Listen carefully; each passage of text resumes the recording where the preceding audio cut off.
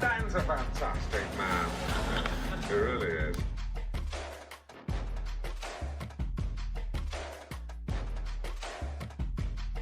Ladies and gentlemen, please welcome. What's going on, everybody? This is Dan French. It's another French Workbench podcast today. It's Saturday. I love Saturdays. Nice intro music, man. I got a full studio again. I got a couple people here. We have a home inspector today that I wanted to bring on. And, he's a guy that actually came on the radio with me in the past. And I also have another real estate agent. Actually, he's a good friend of mine now, and his name is Matt Shiel. So, Matt, I'm going to bring you on here in a second, man. What's going on with you, and how is life happening with you right now, man? Life is awesome, and yeah. Shield Team 6. Shield Team 6. That's what we got to see, man. What's going on with that, you know? Shield Team 6 is doing well.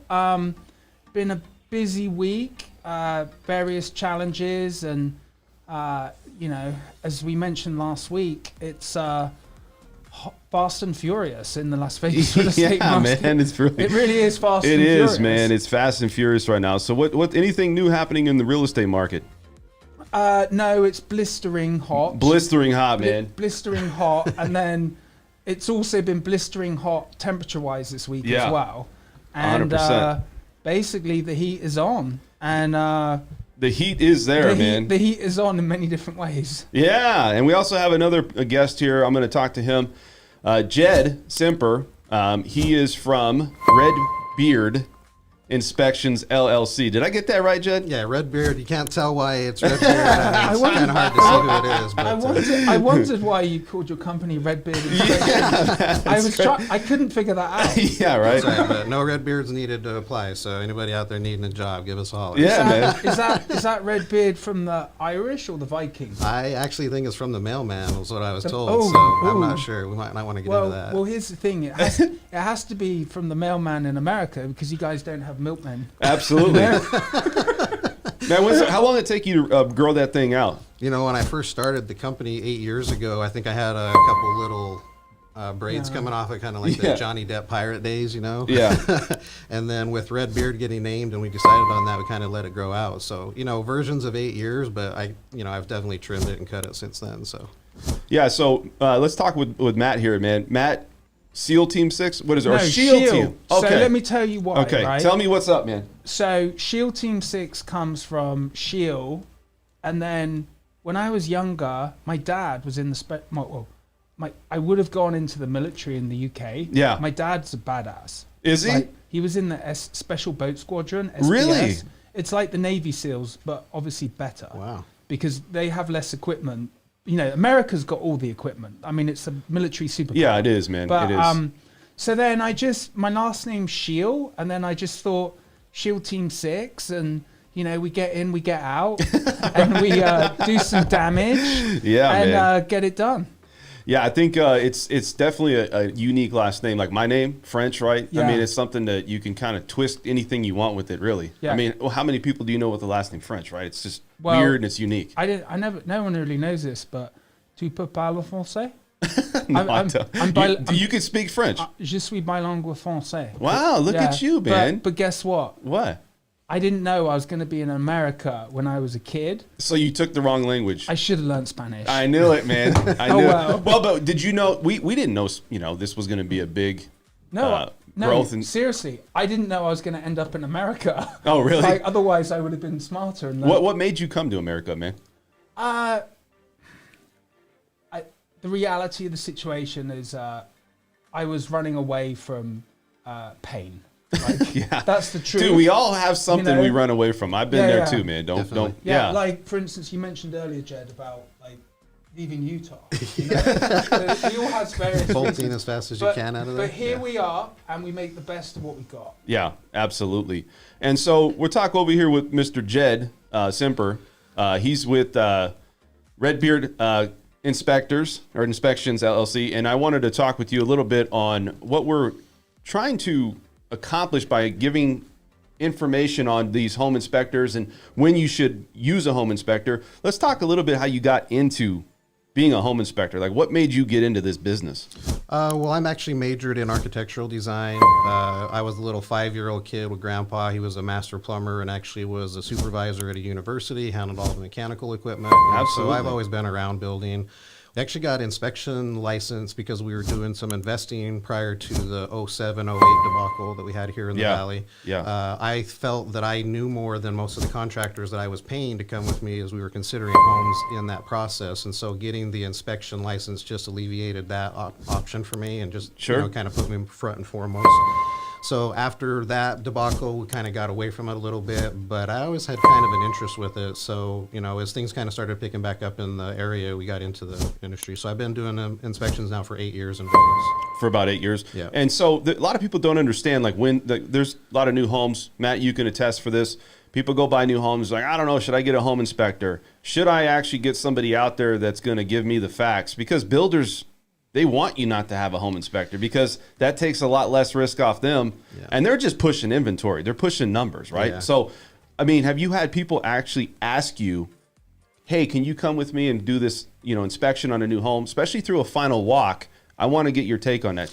Yeah, so from my perspective, you should absolutely have an inspection. Now, obviously, probably a little biased because I'm an inspector by nature, but that's been true for me as an individual with any property that I've ever purchased. So whether it's a new property or an old property, you need an understanding, and having an unbiased opinion on that understanding really puts things into perspective for you, because you see nice paint, or you see a design that you like, or you see something in the backyard that's helpful.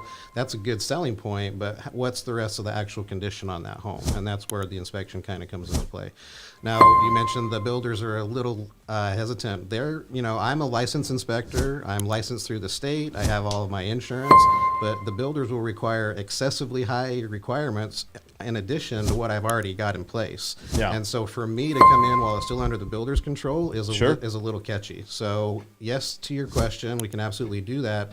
We have to be cousin Jed or friend Jed or whoever while it's still under the builder's control, because they have those requirements. As soon as we're out of the builder's control, we can come in with the rest of the inspection and perform, day you close, as long as it's cleared title, we can get in there and get it done, because now we're back to regular state laws as opposed to the builder control. I see. So from my perspective, you should absolutely do it. Me as an individual inspector, I don't have other guys out there right now.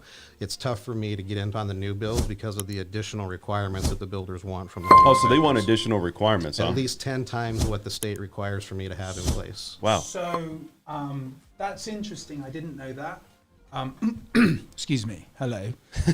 Check. So I didn't know that, Jed, and that makes sense why the builders would do that, because they've really got no interest in you being there. Sure. And whether you actually need that or not, I'm guessing that that's just a defense for them to not have you do the inspection. Well, I mean, partly, but there is a lot of liability when you're building a home as a contractor. So we need to give them the benefit of the doubt as well. So with my clients, in my experience, I sell a lot of new homes. I always recommend that it's a good idea to get a home inspection. Absolutely. But there's two things, right?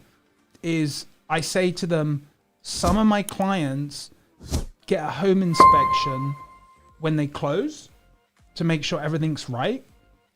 But also with a new home, they usually have a 1 year, everything warranty. Yes. Sure. Consider it like this. Use the analogy of within a 12-month period, you have a bumper to bumper warranty, like the whole thing, everything. Yeah. And so some of my clients do a home inspection when they close, and some of my clients... When they close? Why would they do it when they close? Just before they close. Oh, just before they close. Okay. If there's not an issue, I've never encountered that problem, Jed. Well, again, nationwide or franchise inspector, they've already got these licenses in place. I'm an individual owner inspector, so I'm a little bit of a different animal as far as options out there. There are definitely inspectors that can go in while you're under the builder's control. Yeah. But I'm not going to put the builder on my insurance policy to do one home, which is one of the requirements they make as an inspector. Yeah, it doesn't make sense. But let me finish. Is that some of my clients as well, they don't do the home inspection when they close. They do it at 11 months. Sure. So because in that period, then they've lived in the house. If anything's going to break, it's going to break. Sure. And it's still under warranty. So then if you do a home inspection after 1 year, before the end of the year, then you can use that home inspection and go back to the builder and have them sort everything out. So some of my clients do 2 inspections. Some of them just do 1 at 11 months. And then from my perspective, I always stay in touch with my clients anyway, but it just gives people peace of mind. Yeah, it does. I think, for me, everybody always asks, should I get a home inspection? What's the difference between a home inspection and an appraisal? For new homes, for any home, really. Yeah. They ask me, is it important, or is it something I should do because is it a waste of money? Should I waive it? Well, can I say that what I was saying by new homes is you must do one for resale. Correct. You don't have to do one for a new home, but it's a really good idea. Yeah. And so you deal with that a lot, right? You have a lot of people that you come and help with, not just on new homes, but on existing homes. Yeah, on any home that's a used home, that's, we're now purchasing it from a private owner or a, trust or whatever it is. Yeah. That should absolutely have an inspection on it.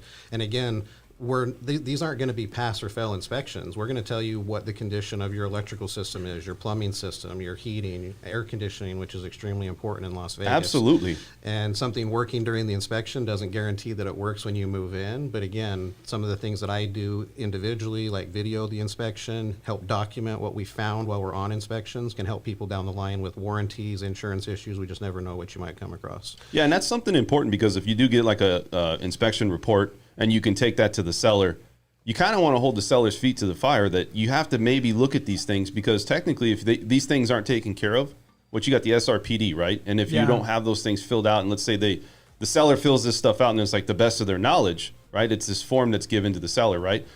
If these things are not put on that SRPD and you find something, you can go back to them and say, you know what? I understand this is what you think, but you also maybe need to consider fixing these things, right, Matt? Yeah. Well, the home inspection, so the home inspection is part of the 10-day diligence period. Yeah. And it's 10 days. It could be 7 days. It could be 20 days. But 10 days is normal. That's a normal diligence period. Absolutely. And in this market, I've even done shorter diligence periods of like 7 days, because I need to make the offer more attractive to the seller. Yes. And I've even said that we will order the home inspection within 24 hours in the contract, because I want everything to seem like Lightning McQueen. Boom, because yeah. I'm like, we're the buyer for you. We're gonna Shield Team 6 is gonna chop through coming in, baby. We're gonna come in hot and we're gonna blow you up. We're not gonna blow you up. We're gonna be really smooth. So anyway, okay. So home inspections there's 2 perspectives to look at home inspections, right? For this podcast. There's the buyer perspective and there's the seller perspective. Sure. Because either way, your home inspection report, Jed, is going to have an impact on the transaction. Yes. Okay, so home inspections, we get it done quickly now because speed is imperative in this hot market. Absolutely. Now, the home inspector does his report. Yes. Before we talk about home inspections, let's talk about something else which is more important. It's more important the conversations I have with the buyers and sellers before the home inspection happens.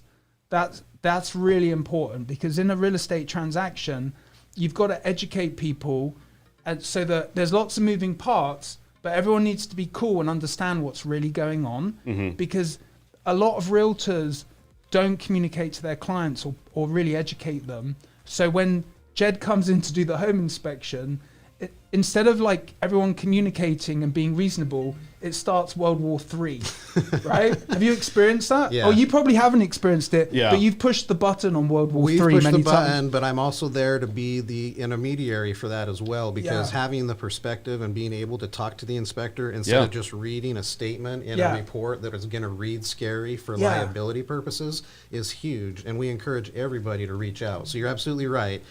Your buyer has a goal to buy the home. The seller has a goal to sell the home. Yeah. I'm not trying to get in the way of either one of those goals, other than to provide the perspective of an unbiased opinion on those special. Because you're just providing information. Correct. Okay. So the conversations I have with buyers at the moment before the home inspection is, we're going to do a home inspection. It is what it is.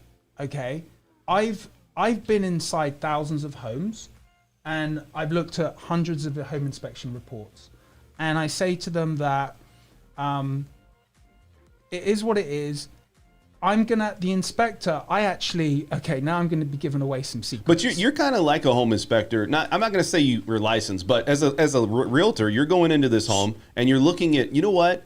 First off, you got the client, and then you're looking at the home maybe with the client before you want to make an offer sometimes, like on a new home. So you're kind of already gauging yourself on, hey, is there going to be some big problems with this home? Like, we're going to get a home inspector, but is there going to be some real issues with this house, right? Yeah, so I mentioned before, I worked for a hedge fund. I used to buy like 10 or 15 homes a day for cash. Yeah. And that was like interesting. We encountered lots of issues.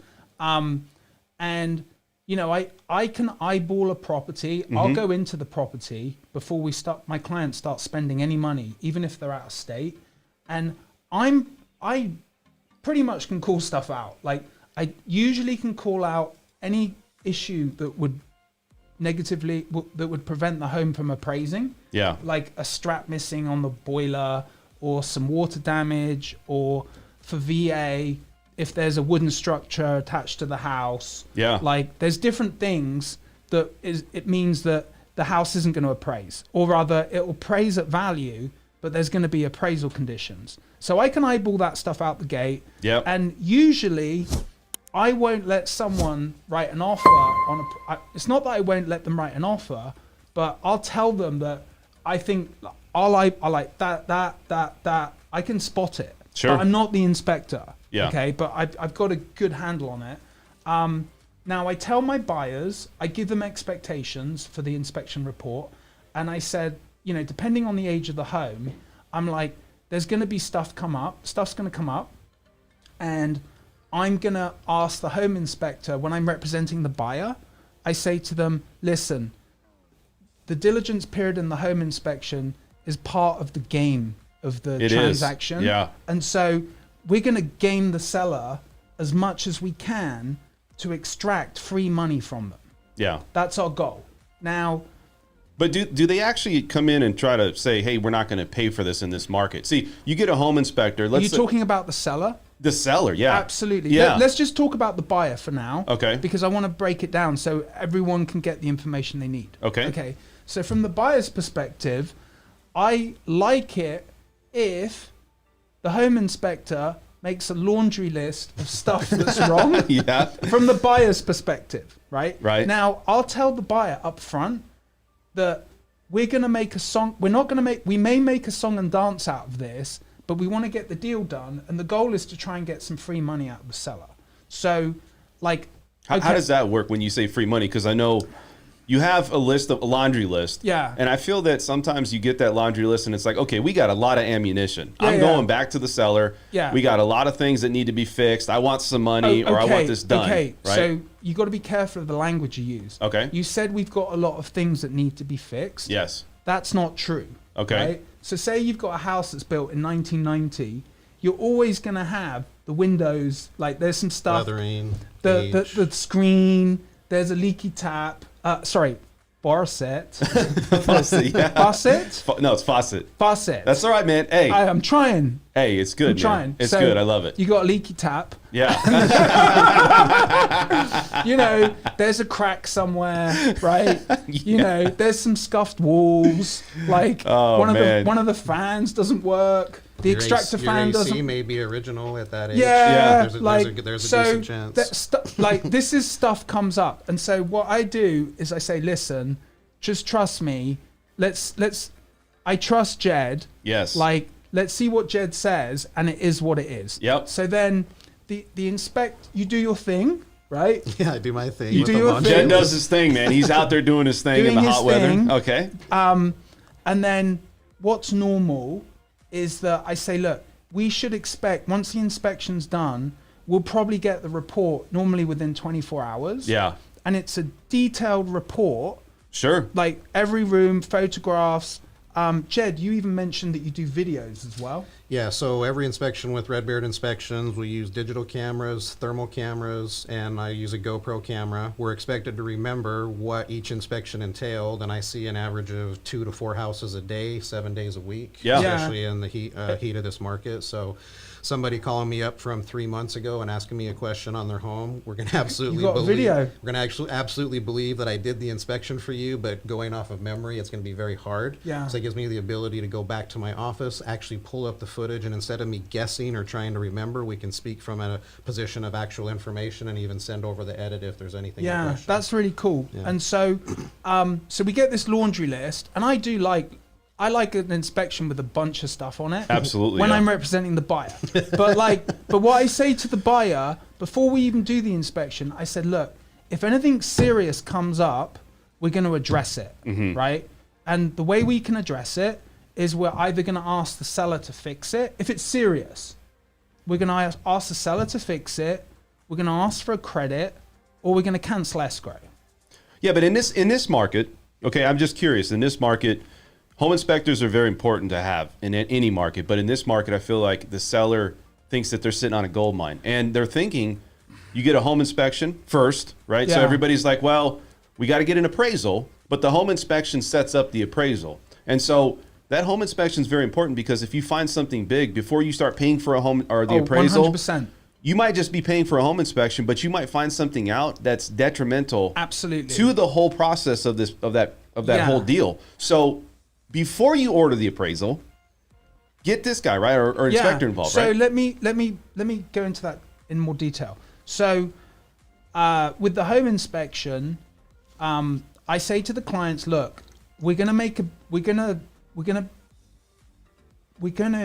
not complain, yes, but we're gonna make a long list of stuff. And okay, in a normal market, you can do this. Yes. In this market, not so much. But so for example, when I write contracts, when I write offers, Yep.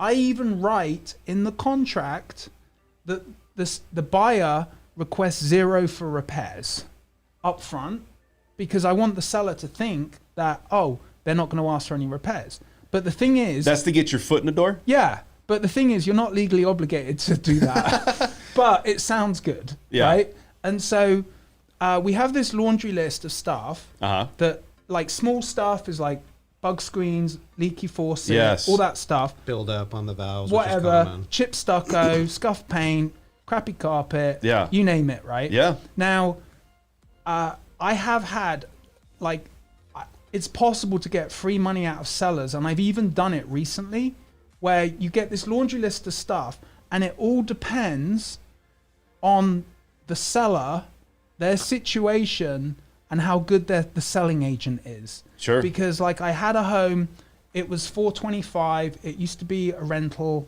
they spruced it up a little bit, and I got it for my clients. There was lots of small stuff wrong. The seller was out of state. The seller agent was lazy or didn't care, or was like slack, or soft. One of the, or maybe a combination of all of that. And so instead of, I said, look, I had this laundry list of stuff. I took my inspector's report.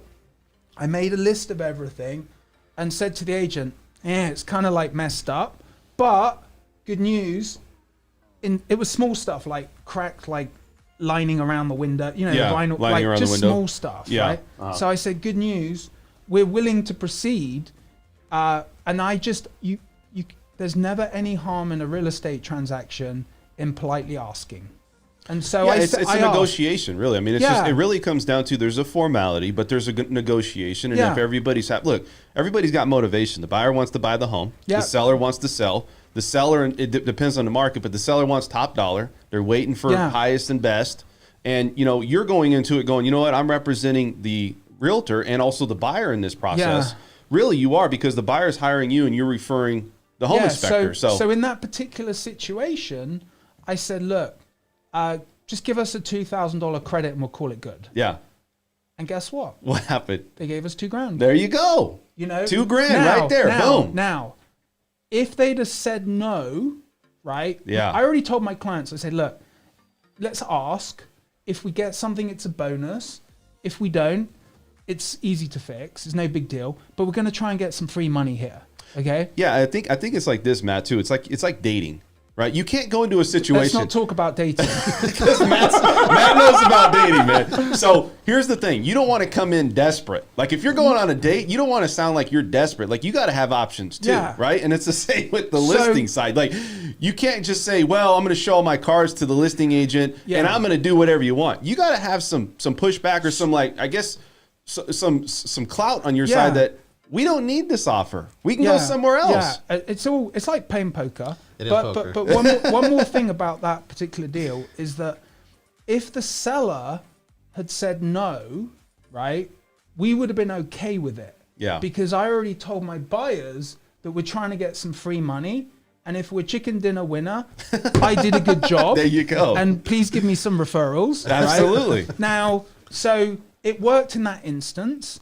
On another transaction, the home was reasonable. Yeah. We slid in. We didn't say we were going to ask for stuff, but we got it, But then when the appraisal happened, we had a really mean appraisal, and the paint around the eaves was a bit flaky, just a tiny bit flaky.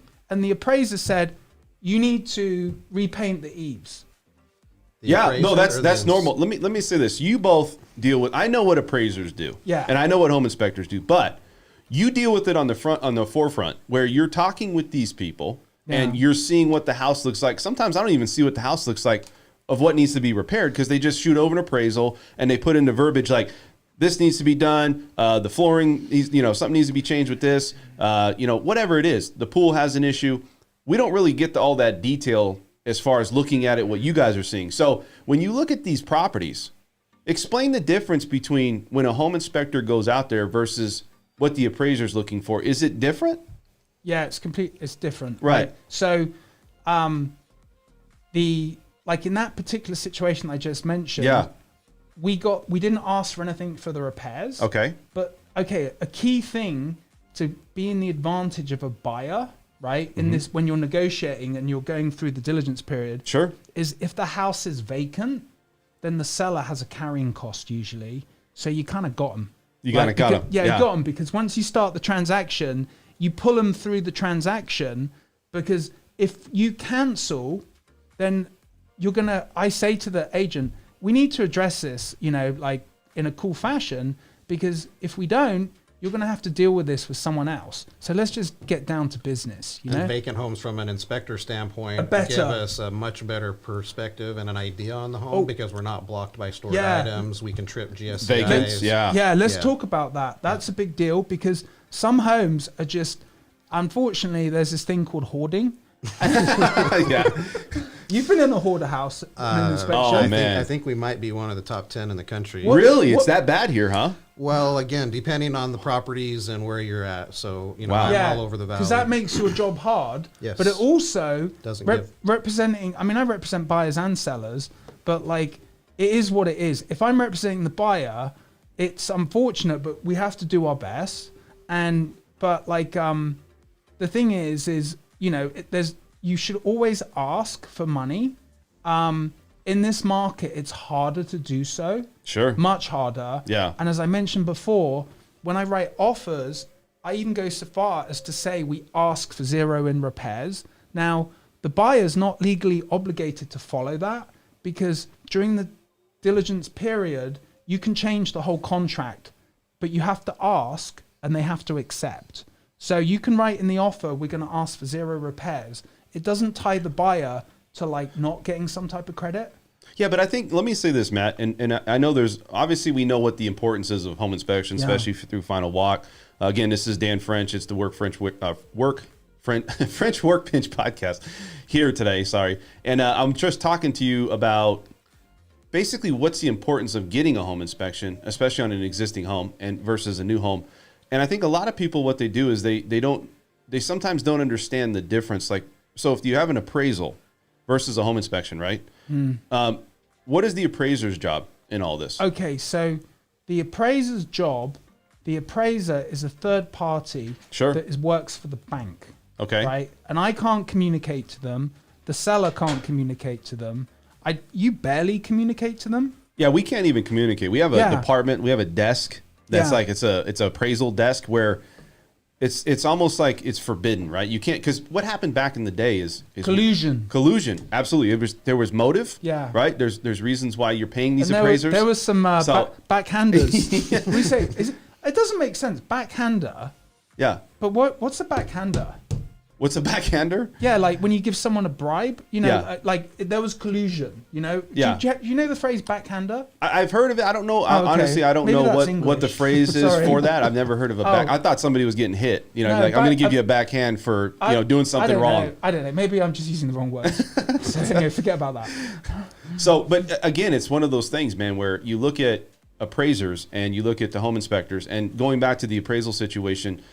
See, Jed, as you're setting up the appraisal, I think there's a lot of times where you find something prior to the appraisal and the sellers think that, well, you know what? I'm not going to do anything in this market. And it might be a consideration on accepting an offer, because let's say you write an offer and it says, hey, it's as is. Yeah. Right? You're not going to do anything. Yeah, that's a problem. That's the problem, right? So one other thing about when you're saying about the appraiser, usually if there's an appraisal challenge that's going to come up, I take the home inspection and I talk to the lender, because you deal with this more than I do. I know it, but like I'll speak to the lender and say, hey, do you think this is going to be an appraisal issue? Absolutely. Or I'll talk to some of my colleagues. And if there is going to be an appraisal issue, then I will address that with the seller before we order the appraisal, because that saves money. Because if the seller is a blockhead and they don't want to do anything.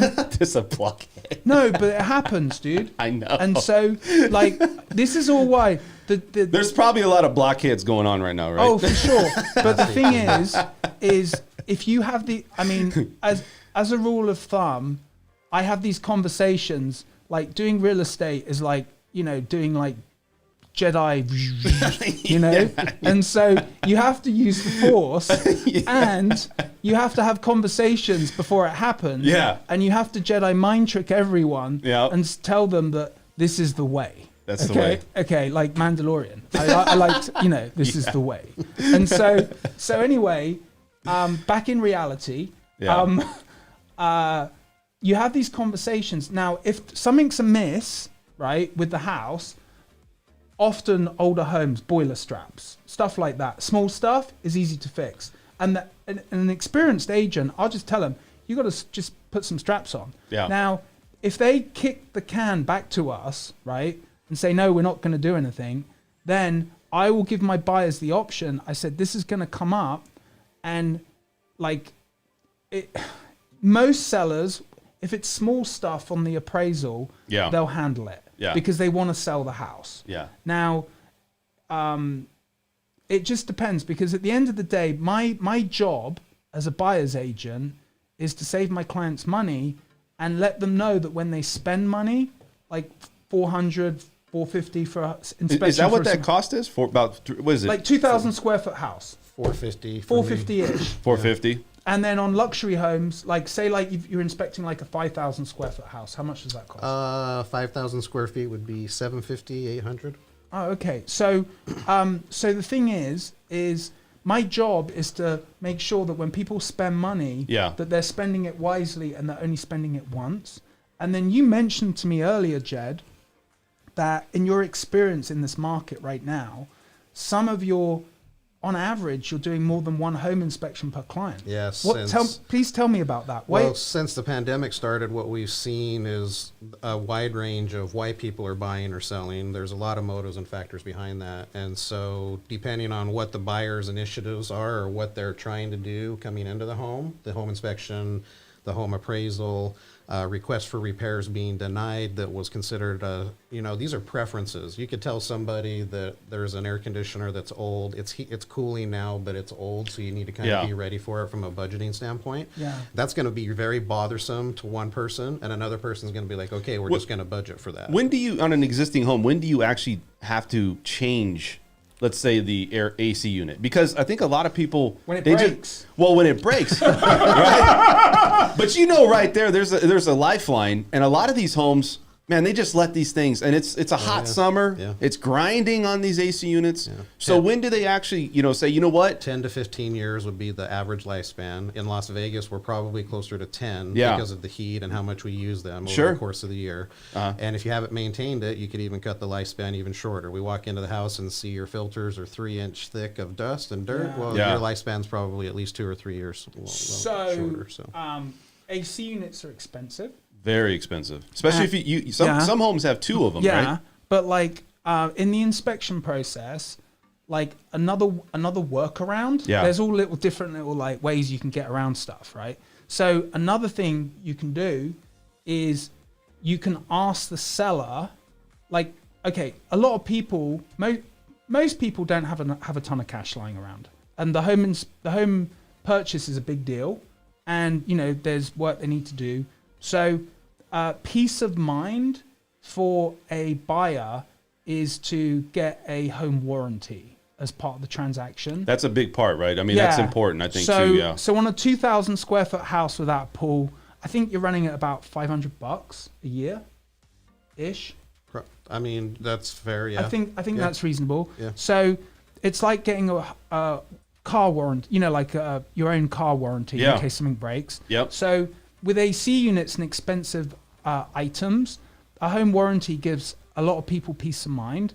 Now you have to be really careful. Maybe we should do a podcast about home warranties, because we will. We'll get a home warranty person on here too, because I mean, we're always you're giving insight on details that you're dealing with clients with actual experience. Yeah. And you too, Jed, like you have experience. What's the common thing that you see in Las Vegas that has issues when you go do home inspections? Plumbing systems and HVAC. Okay. So those are the first 2. Is that for roof? I mean, maybe if it's an older house and it has a composition shingle roof, possibly. But really, I mean, a concrete tile roof, you're not going to have issues. The eaves might be worn. You may have some cracked or damaged tiles, but a lot of times the structure of the roof on those types of homes is in good shape. What about the older homes? Like if you got an older home, let's say, where's that break off where you're like, well, they changed mid-80s. The mid-80s. Yeah. You're buying a home mid-80 and older. We're going to have a lot of additional information on there and some recommendations based off of the materials that were used to build the home at that time, which wouldn't be in play in a home that's newer today. Again, plumbing systems, cast iron would have been a common building component. Galvanized steel would have been a common component. Yeah. And a lot of times in a home inspection, we won't see them. So you may need to bring a plumber in and scope and get an idea where you're at in the lifespan of those components. Because if you go in and it's a 60-year-old home and it's a galvanized steel, supply line, which has a 50-year lifespan. Which always corrodes. Yeah, it's definitely important. That brings up a really good point, actually, is that the home inspector is like the first line of defense, I would say, right? I mean, think about it. I always tell my clients, we're going to get into the guts of the home, and we're going to see what's going on, so we know exactly what we're getting into. Correct. Because when you own the home, that's your problem. Yeah. Like whatever comes up is now you own that. Yep. And so often, if something does come up, like plumbing issue, or the home is older, or the inspector notices something, then we do additional inspections, and that may be a plumber. Yep. Like that, you could put one of those snake lines down and check that the scope. The scope. Yeah. You can scope out the pipes. Yeah. And so, excuse me, darling, I want to scope out your pipes. So we could do that. Other things are a roof inspector. Yeah. You can actually get a roof guy if. Okay, what about like lead-based paint? Is there something like there was like a time period for that? There's like certain mid-80s too. Like all these things are happening in the 80s, right?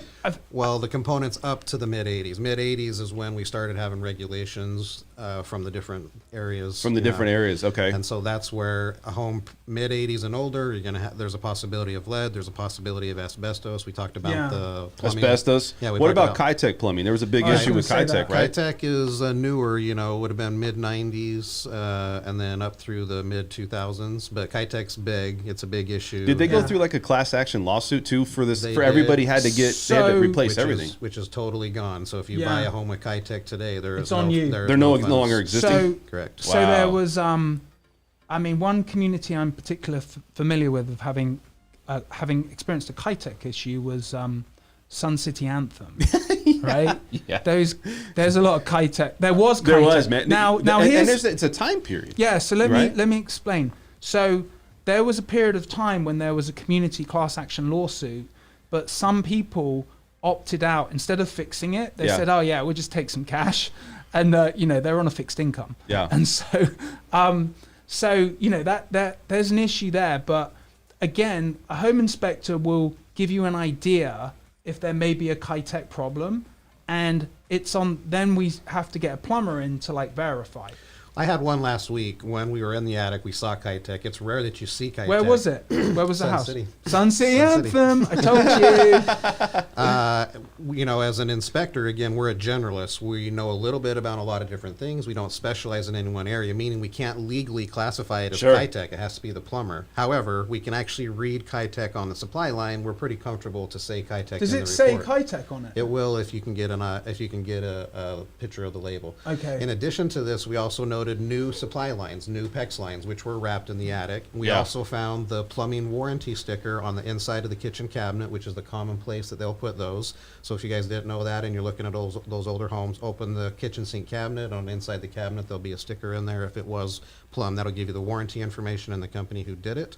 And from that perspective, we position that in the report, letting them know we saw Kitech. Our opinion was that it was replaced. But again, I'm not a specialist, so you should consider bringing in a plumber to determine, or you should get anything you can, paperwork, warranties, was there a building permit that was required, anything and everything that you can get, because as Matt stated, when you buy it, you own it. And if you don't know what's happened, you also own the problems that come along I think, Jed, you're being a little bit down on yourself, because I would say that you're probably a specialist at home inspections.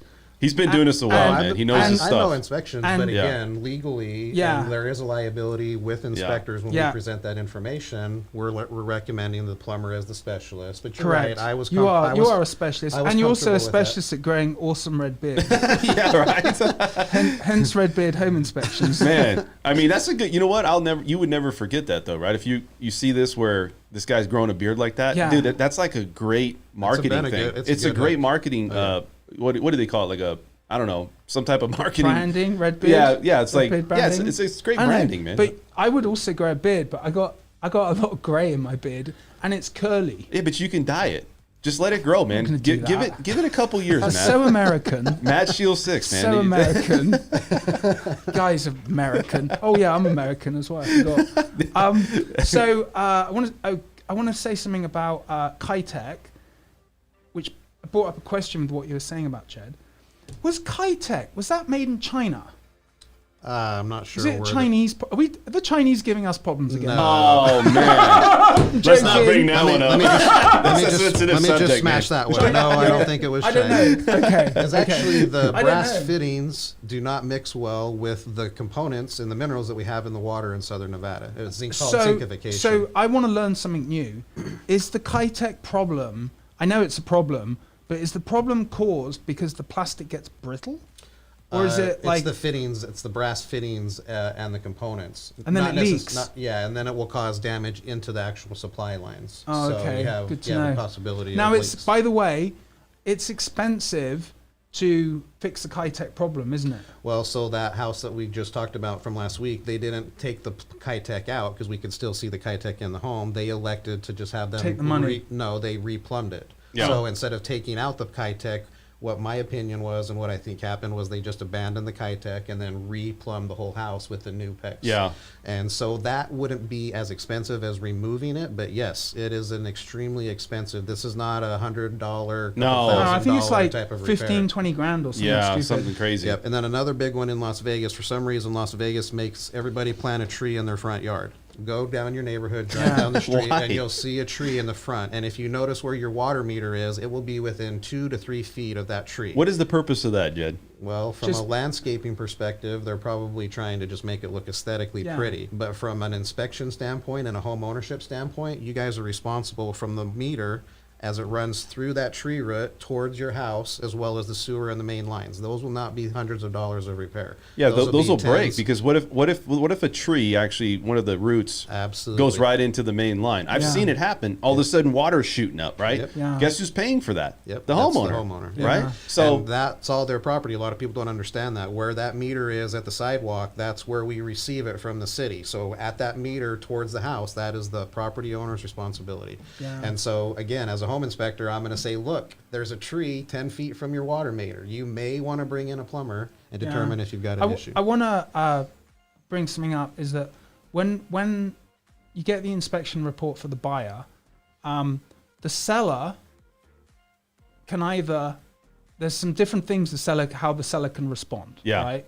I mean, if I'm representing the seller, I pretty much politely say, get lost in this market. Yeah. But I don't say it like that. I'm like, whatever. yeah, But I don't know what I say, but I don't tell them to get lost. But you just give them that. You give them that look, like no. So the seller. Okay, so let's say we have an inspection report, and I have a laundry list of like small stuff. Sure. Just small stuff. Yeah. So if there's big stuff, we actually will have to address it. And what is a big thing? Something that's going to affect the appraisal, or something that's messed up, like really messed up. Yeah. And so Cut trusses in the attic. Yeah. That would be something, a big right? one. So the seller, I send off, we got the inspection report, and then there's this form called the buyer's response to the inspection. Okay. And on that form, I list everything that the inspector says, like every line item. Sure. Right. And then sometimes I have to change the language, because I actually have to ask for it to be addressed. Yeah. Right. So you give me language, and then I change it slightly so that it makes sense to the seller and the seller's agent. Yeah. And then I send that over, and then I say, fix all this stuff, or in lieu of repairs, give us a $2,000 credit. Okay. Now I send that over, and I send it over quickly, because you got to handle this in the 10-day diligence period. Because if you go past the 10 days, then you can't do anything. Right. So the clock is very important in the transaction. So immediately after you get the home Within inspection, you're filling this out, you're sending it out, and saying, okay, guys, we need to get this on the same page. Days. Yeah. I'll do it within 2 Okay. days. Okay. Okay. Now, here's what the seller can do. The seller can either say no. They can say, we'll give you what you want. Yep. Which is usually I ask for the credit. Okay. Because the credit is always easier than actually the seller, like it's hassle to fix stuff. Or we can meet in the middle somewhere. Now, it's important to do that quickly, because there's a 10-day diligence clock. And with my buyers, like I school them, I educate them so that they're not getting, okay, I have a phrase, and I've experienced as a listing agent. Yeah. When I'm the listing agent, I call it buyers gone wild. Yeah. Right? When they just go wild and it blows up the transaction. This market right now. I mean, not this market, but it's buyers are basically in a position where, if you're a selling agent out there, Yeah. do you really look at all these things that need to be repaired? Because, and this is my question, I guess, because we talked about new homes. Maybe Jed goes in and he just thoroughly looks at all this and he says, you know what? Man, there's a ton of things here. Just like you said, you're going back and you're sending this over. Yeah. Do people want to cancel, I guess, is the question on that so side of it. Where usually not. Okay. Because in this market specifically, absolutely not. Because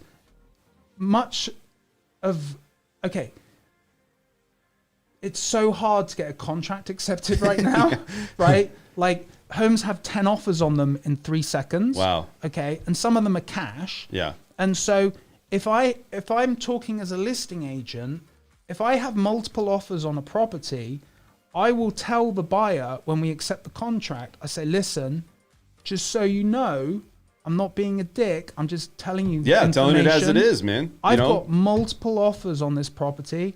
And so I say to them, I would suggest you take that into consideration when you ask me for stuff, because we've got options. Yeah, and that's the problem. See, so this is where I'm coming. And by the way, if you guys are just tuning in, it's the French Workbench podcast, Saturday here.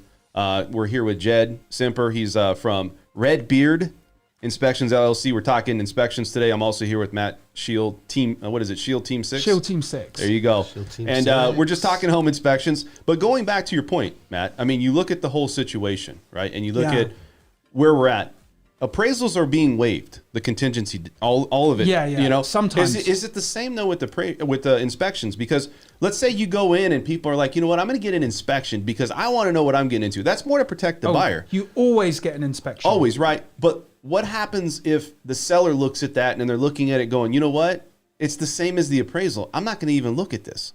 I'm not even going to care. I'm just going to cancel. Like, do they cancel? The seller or the buyer? No, the seller. Because okay, let's say you find things wrong. They're waiving the appraisal contingency, right? So you're already going into it knowing that in a lot of cases you're going to have to come above value or above asking price. The same for the inspection, though.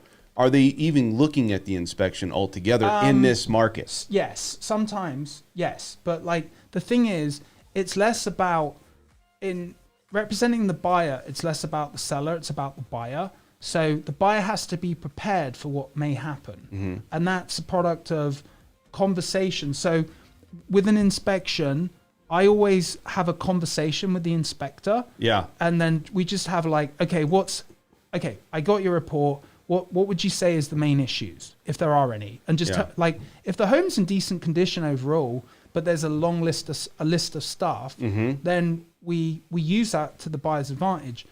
From a seller's perspective, the seller, because there's only a 1 week supply of homes right now, and there's multiple offers. How many homes are on the market right now, would you say? I think, I want to say like about 1,700.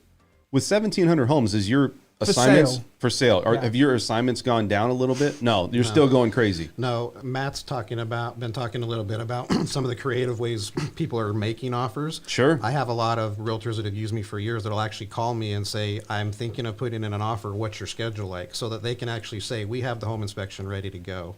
So that when the offer is accepted, my schedule lines up so I can get in there a day or two after the offer's been accepted. And that's early in the diligence. Yeah. So to get it out of the way and let the buyer know. 7 years ago, it was hard to start and find business. Today, I turn away more business than I can actually book, but I'm one guy. So it's been a good business to be in the last several years. So, so you know, from the seller's perspective, most sellers want to sell, and my buyers are prepared that if the seller says no, they're okay with it. Yeah. Now, I had a closing last month. Got the deal accepted. They were putting 5% down. We knew that the house was in I would say a tatty condition. It was tatty. Explain what that means, Matt. That's another. Tatty. It's like tatty, like scruffy. Oh, scruffy. Tatty. Okay. Scruffy. Okay. Like it was a bit chewed up. See, like the thing is some of the words we can understand, like possibly what they mean, right? Yeah. Like you probably well, know what it is, maybe. You said to me you wanted to learn some English, so I'm just trying to drop some English bombs. You guys, you're from England, so you started. Okay, what's tatty, or like not like a scruffy condition of the house? Okay, like the stucco was scuffed up. Okay. Leaky faucet, stains, carpets, all the flooring needs to be replaced, all that stuff. Now my buyers knew this going in, and we got the inspection report, and I told the agent that it was like crappy. Yeah. Right. But it's okay because we're cool, and it's a good job you accepted our offer. Right. Yeah. So, kept it going moving forward. Yeah. But like, I never experience, unless there's something mortally wrong with the home that I couldn't see and is revealed from the inspection, we never it's like buying a home is like landing a plane, right? And the 10 days diligence is part of the turbulence. Man, there's so many you still got to keep landing the plane. Yeah, you got to still keep going forward. So, I mean, it's just a different world right now. I think Let's talk about sellers right now. Like, what does it mean to be a seller now? Sure. Well, because of the shortage of inventory and the competition for people to buy your home, you're in a position of power, and unless there's something wrong with the home that would affect the appraisal, and you do not have a cash offer, because it doesn't matter if you got a cash offer, right? Cash is cash, and they'll buy the house, right? Because they don't need an appraisal or a mortgage. Yeah, and I'm going to say selling agents, I think they need to be checked real quick, because right now you're seeing a lot of people that are maybe you have a buyer, right? And you're checking in on the home, trying to get emails, trying to get, phone calls. Yeah. It's almost like, hey, you know what? I don't need to answer anybody. I'm just going to ignore you.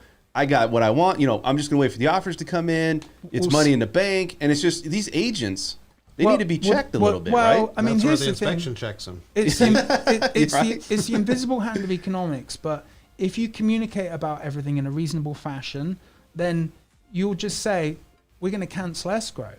And most agents don't want you to do that if you're talking about small stuff and you're being reasonable. Now, from the seller perspective, you shouldn't have to give any credit at the moment. You shouldn't have to give any credit in lieu of repairs, and you shouldn't have to make any repairs. And like, that's just sadly the reality. However, when I represent buyers, less experienced agents or some nice agents or some nice sellers. There are nice sellers out there that are very considerate, they're compassionate, and they want to like the good juju. Yeah. And then and they handle it, and then my clients are happy. They get some free money, and they're happy. I'm going to throw a curveball. Everything's in this too. different. It's on as I said each time I'm here, everything is on a case by case basis. I'm going to throw a curveball. And the reason why I'm saying this, what would you be a seller out there, and you can answer this question too, Matt, and actually get a home inspection or an appraisal before you even list your home to make sure that there's no issues? Like, do people actually do that? I think that's smart. It is smart. It's In very today's smart. market, no. But It I wouldn't. is, but I wouldn't prior, do it. Prior to COVID, it's smart. it was rare. It's smart, but people it's a did. waste of money at the moment. Yeah. Because Well, yeah, in this market, but let's say that you do have something wrong. I'm just saying, just maybe you're looking at it from a listing standpoint. If you're representing, let's say you're somebody representing a client, you're the listing agent. Even if it's a waste of money, at least you know what you're getting into. I don't know if does that. you know what? Not really. I don't think that's a good idea to do that. I think it's a waste of money because at the end of the day, when you're listing a property, you want to present it as like gorgeously as possible. Yep. And even if it's a pig of a house, you want to put some lipstick on that puppy. Absolutely, you know, and then put it to the market. And in this market, it doesn't matter.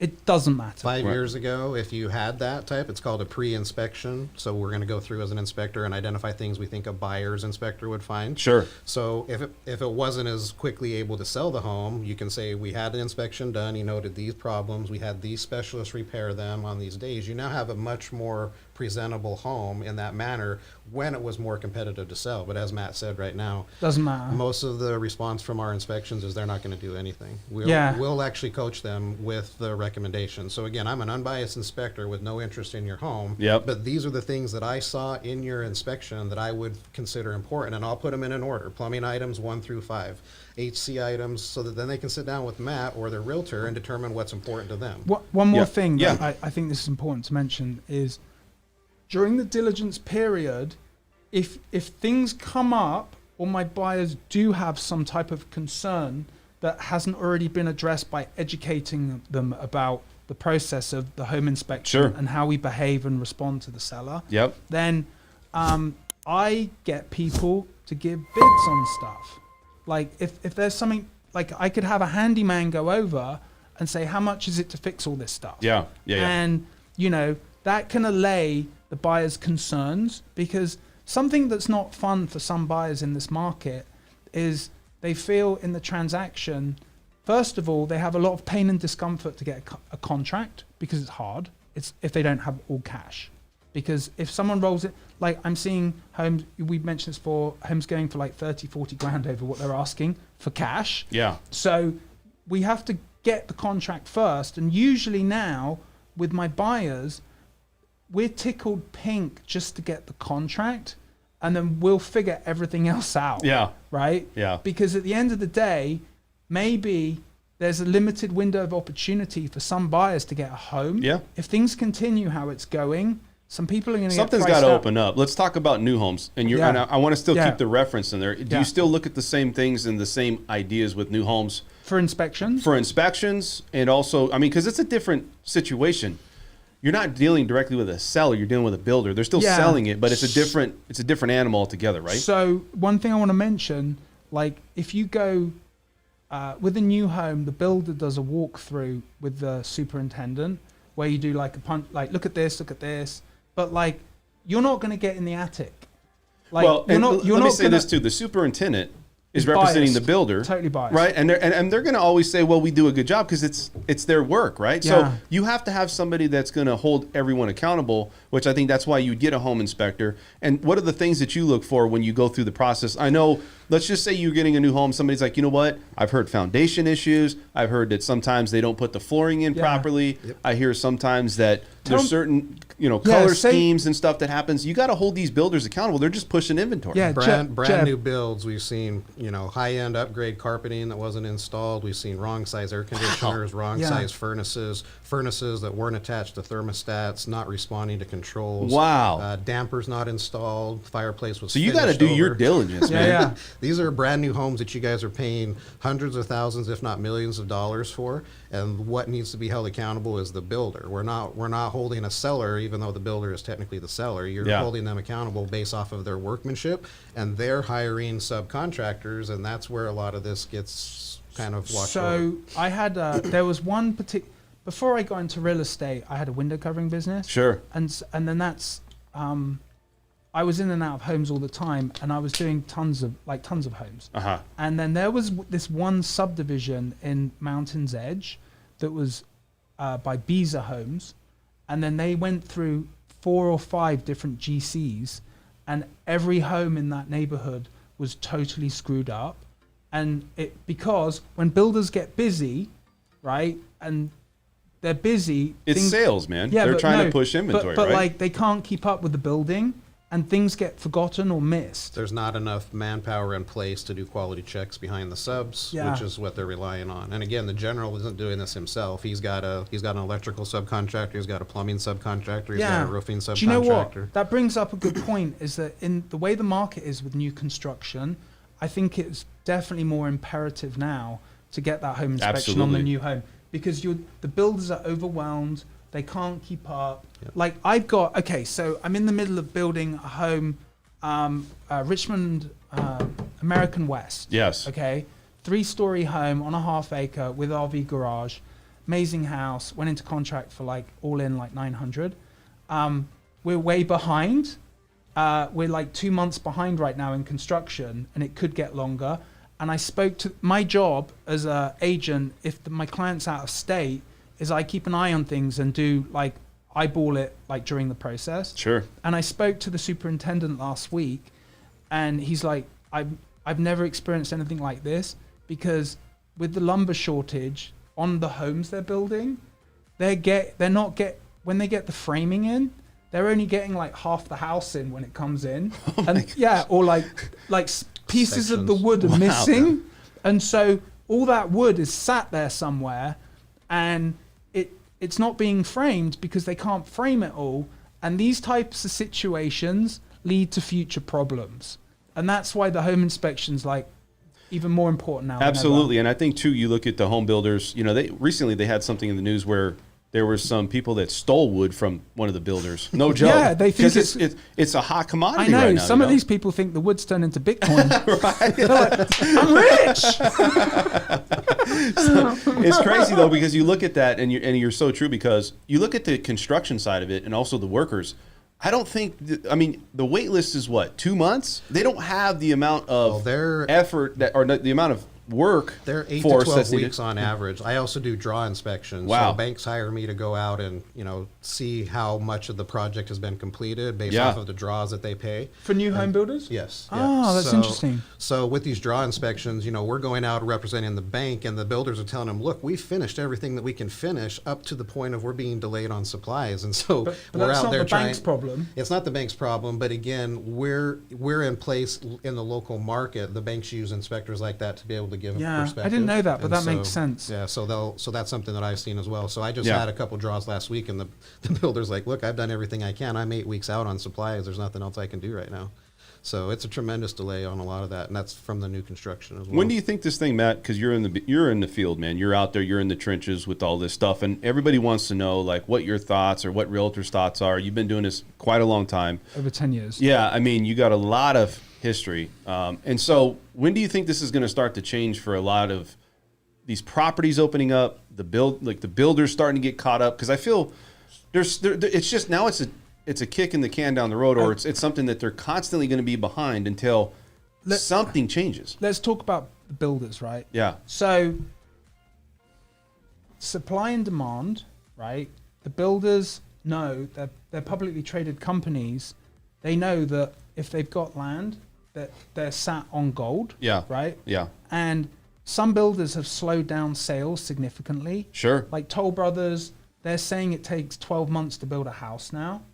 And what they're doing is instead of selling everything they've got real quick, they might sell one house or two houses a week. Yeah. And because they've got to keep up with the construction, but by doing that, they increase the value of the neighborhood, and it justifies. It goes crazy. It justifies them to put the houses up, so the price of the lots, etc. Yep. Now, when is this going to end? I don't think it's going to end soon because the builders are in a position of power. There's a shortage of resale homes, and someone that wants a new home just wants a new house. What do you think about all of the foreclosure stuff? Do you think that's going to have an effect with available inventory now? I don't know if that's going to happen. It may or may not happen. That just got released, right? At the beginning of this Yes, but like equity's gone up so much Sure. that a lot of these sales are going to be, okay, in Las Vegas, you're always going to have foreclosures. Mm-hmm. Why? Death, bankruptcy, drugs, like, no, for real. Transients. Gambling, Yeah. like mental illness, like these things happen. Vices. Yeah, Yeah. there's always, in any market, you're always going to have the homeowner suffers a crisis, and which is either self-inflicted or inflicted by some other event. Right. And you're going to have that with the foreclosures and the forbearance and people not paying their mortgage and stuff. Then there hasn't been any notice of defaults. Yeah. I did hear a statistic about 3 months ago that maybe a third of mortgages are more than 90 days late in Vegas. Wow. But I don't know if that's true because there's no actual real data. Data yet. You Yeah. know?